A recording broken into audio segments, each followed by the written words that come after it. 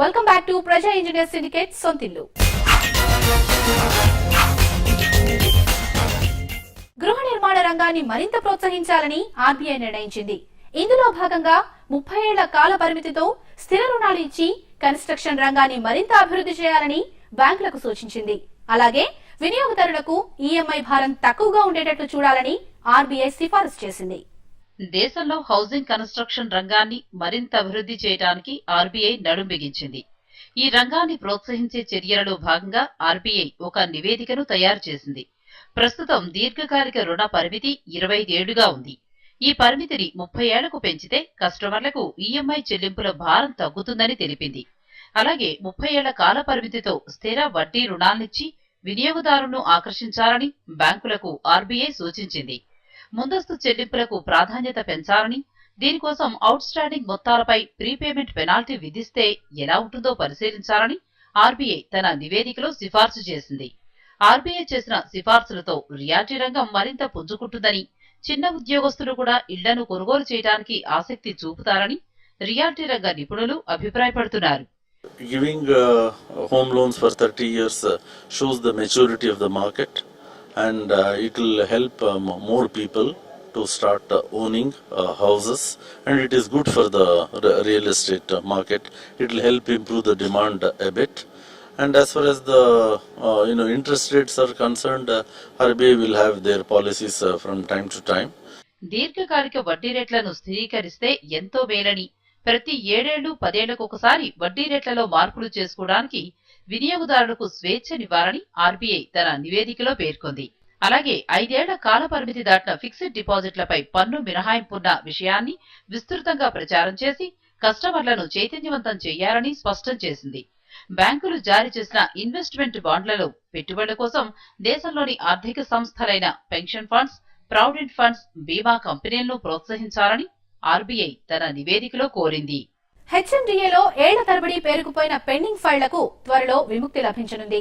LRS, BPS కు సంబంధించిన ఫైళ్లను clear చేసేందుకు అధికారులు కసరత్తు చేస్తున్నారు. ఎన్నో ఏళ్లుగా పరిష్కారానికి నోచుకొని దరఖాస్తులకు త్వరలో మోక్షం లభిస్తున్నందుకు నగరవాసులు ఆనందం వ్యక్తం చేస్తున్నారు. వివిధ నిర్మాణాల కోసం హెచ్ఎండిఏకు దరఖాస్తు చేసుకున్న శివారు ప్రాంత ప్రజల కష్టాలు తీరనున్నాయి. నెలల తరబడి హెచ్ఎండిఏ కార్యాలయం చుట్టూ చెప్పులరిగేలా తిరిగిన ఎల్ఆర్ఎస్, బీఎస్పీ దరఖాస్తులు క్లియరెన్స్ కు నోచుకోవటం లేదు. ఫైళ్ల పరిష్కారంలో జరుగుతున్న అంతులేమి అలసత్వానికి స్వస్తి పలికేందుకు చర్యలు తీసుకుంటున్నారు. ఇప్పటికే పరిమిత ఫ్లోర్లు, చిన్న చిన్న లేఅవుట్లకు సంబంధించిన అనుమతులు జారీ చేసే అధికారాలను స్థానిక జోనల్ కార్యాలయాలను అప్పచెప్పారు. దీంతో పాటు నెలల తరబడి పెండింగ్ లో ఉన్న ఎల్ఆర్ఎస్, బీపీఎస్ దరఖాస్తులను సైతం త్వరితగతిన క్లియర్ చేయాలని కమిషనర్ ఆదేశాలు జారీ చేశారు. దీంట్లో భాగంగా బీపీఎస్ కు సంబంధించి గతేడాది డిసెంబర్ 31 వరకు వచ్చిన దరఖాస్తులను ఈ ఏడాది మార్చి నాటికి క్లియర్ చేస్తామని కమిషనర్ నీరబ్ కుమార్ ప్రసాద్ అంటున్నారు. అన్ఫార్చునేట్లీ చాలా చోట అన్ఆథరైజ్డ్ బిల్డింగ్స్ గానీ అన్ఆథరైజ్డ్ లేఅవుట్స్ వచ్చేస్తున్నాయి. ఆల్రెడీ గవర్నమెంట్ బీపీఎస్ స్కీమ్ అట్లాగే ఎల్ఆర్ఎస్ స్కీమ్ 5 years కోసం నడిచింది. All those applications we have already asked the zonal officers that all unauthorized buildings, all unauthorized layouts, అన్ని అప్లికేషన్స్ కి మీరు ప్రాసెస్ చేసి ఇమీడియట్ గా కంప్లీట్ చేయాలి. We are giving them directions that all the applications, LPS applications గానీ BPS applications March 31 లోపల అన్ని complete అయిపోవాలి.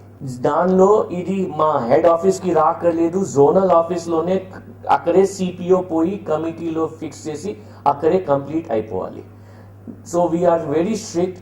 సిపిఓస్ కూడా వారానికి కనీసం ఒకసారి తప్పకుండా జోనల్ ఆఫీసెస్ కి పోయి ఫిక్స్ చేసి అక్కడి మీటింగ్ లో కంప్లీట్ చేయాలి. So that is the second thing. ఇక ఇప్పటి వరకు దరఖాస్తు చేసుకుని వారిపై కూడా కఠిన చర్యలు తీసుకునే దిశగా అధికారులు కసరత్తు చేస్తున్నారు. ఈ నేపథ్యంలో అక్రమ కట్టడాలపై చర్యలు తీసుకోవాలని పంచాయతీలకు లేఖలు రాస్తున్నామని కమిషనర్ నీరబ్ కుమార్ ప్రసాద్ తెలిపారు. అంతేకాకుండా కొత్తగా వచ్చే దరఖాస్తుల పరిష్కారానికై జోనల్ కార్యాలయాలకు మరిన్ని అధికారాలు ఇవ్వనున్నట్టు వెల్లడించారు.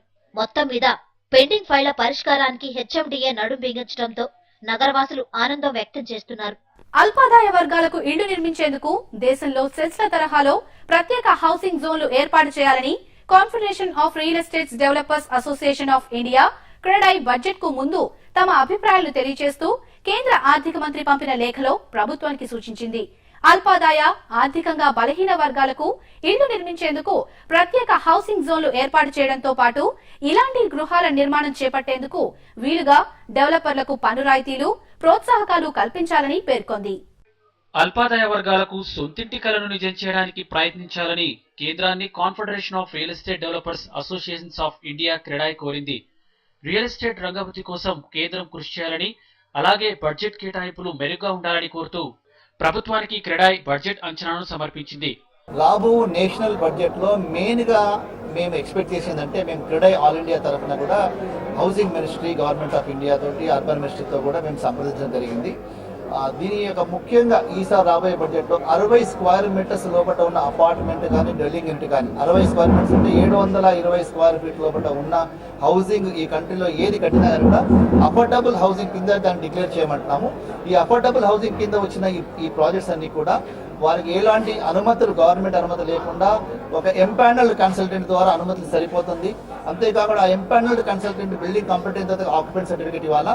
అల్పాదాయ, ఆర్థికంగా బలహీనంగా ఉన్న వారి కోసం ఇళ్లను నిర్మించడానికి ప్రత్యేక హౌసింగ్ జోన్లను ఏర్పాటు చేస్తే బాగుంటుందని క్రెడాయ్ సలహా ఇచ్చింది. ఇలాంటి గృహాల నిర్మాణం చేపట్టేందుకు వీలుగా పన్ను రాయితీలు, ప్రోత్సాహకాలు కల్పించాలని కోరింది. ఇలా చేస్తే సరఫరా పెరిగి ప్రాపర్టీ ధరలు అదుపులోకి తేవచ్చని క్రెడాయ్ అంచనా వేస్తోంది. దేశంలో 1.81 కోట్ల ఇళ్లకు కొరత ఉన్నదంటూ ప్రభుత్వం ముందుచూపు, వాస్తవిక దృక్పథంతో చర్యలు తీసుకోవాల్సిన సమయం ఇదేనని క్రెడాయ్ తెలిపింది. లోకల్ బాడీకి ఏ ట్యాక్సెస్ కూడా కానీ, స్టేట్ గవర్నమెంట్ కానీ, government of India A taxes కూడా ఈ అఫోర్డబుల్ హౌసింగ్ సెగ్మెంట్ వర్తించకూడదు. ఒక ఫ్రీ జోన్ కింద చేయాలా. ఎందుకంటే there is huge shortage, about 40 million housing shortage ఉంది కంట్రీలో. దాంట్లో 90% of the housing economical weaker section, lower income group వాళ్ళకే ఉంది. Shortage of EWS, LIG housing నుంచి సర్ప్లస్ చేయాలంటే ఈ కంట్రీలో ఈ యొక్క దీన్ని సులభతరం చేయాలా, లోవర్ ఇన్కమ్ వర్గానికి హెల్ప్ చేయాలన్న వాళ్ళే వస్తారు. కాబట్టి ఈ యొక్క డిలేని మొత్తం కట్ షార్ట్ చేస్తే చాలా మంది ముందుకు వచ్చి ప్రాజెక్ట్ టేకప్ చేస్తారు. కాబట్టి మేము ఈ యొక్క ప్రతిపాదన గవర్నమెంట్ ఆఫ్ ఇండియా ముందు పెట్టాము. ఎలాంటి ట్యాక్సెస్ అవసరం లేదు. Affordable housing, weaker section housing మనం చేసినప్పుడు all taxes should be exempted. ఎవరైనా any citizen can take up this housing in the country. It is free. ఇప్పుడు ఎగ్జామ్షన్ ఇస్తే డెఫినెట్ గా మనం షార్టేజ్ నుంచి సర్ప్లస్ కి వస్తాము. ఈడబ్ల్యూఎస్, ఎల్ఐజీ హౌసింగ్ అనేది మేము గవర్నమెంట్ ఆఫ్ ఇండియా చెప్పడం జరిగింది. రియాలిటీ రంగానికి ఆర్బీఐ ఇచ్చిన 1.25% రిస్క్ వెయిటేజ్ కారణంగా తమకు బ్యాంకుల చేయూత తగ్గి గృహాల లభ్యత తగ్గిందని క్రెడాయ్ ఆందోళన వ్యక్తం చేసింది. కేంద్రం ఈ విషయంపై దృష్టి పెట్టి రిస్క్ వెయిటేజ్ ను తొలగించాలని క్రెడాయ్ విజ్ఞప్తి చేసింది. అలాగే గృహ నిర్మాణానికి పరిశ్రమ హోదా కల్పించాలని కేంద్రానికి సూచించింది. దక్షిణ భారతదేశంలో అగ్రగామి ప్రాపర్టీ డెవలపర్ బ్రిగేడ్ గ్రూప్ హైదరాబాద్ లో తన మొదటి రెసిడెన్షియల్ ప్రాజెక్ట్ ను ప్రారంభించింది. బ్రిగేడ్ ఎట్ నెంబర్ 7 పేరుతో బంజారా హిల్స్ రోడ్ నెంబర్ 7 లో హై అండ్ రెసిడెన్షియల్ ప్రాజెక్ట్ ను డెవలప్ చేస్తోంది. విలాసానికి, స్టైల్ కు మారుపేరుగా ఉంటూ ఆధునిక జీవన శైలికి తగ్గట్టుగా 3 ఎకరాల విస్తీర్ణంలో 11 బ్లాక్లలో 55 3 and 4 బెడ్రూమ్ల ప్రీమియం ఫ్లాట్లను నిర్మించనున్నట్టు బ్రిగేడ్ సీఎండీ ఎంఆర్ జయశంకర్ తెలియజేశారు. It's a premium offering and one of its kind project in the city of Hyderabad. The project will have 55 exclusive premium category apartments, all in the range of 3, 4 and 5 bedroom category in the area of 3,350 to 5,000 square feet. The project will come on 3 acres of expansive land with 70% plus open space, and it will have 11 blocks, and each of these 11 blocks will have just 5 apartments per block. In fact, just 1 apartment per floor. In addition, each of the apartments will have about 3 car parks in the basement, that way giving the lots of open space at the ground level. In addition, there will be a 10,000 square feet clubhouse offering facilities like a health club, gymnasium, indoor games, and party hall and swimming pool. All these apartments will be air conditioned. ఇవి ఈ వారం ప్రజా engineer syndicates వారి సొంతిల్లు కార్యక్రమ విశేషాలు.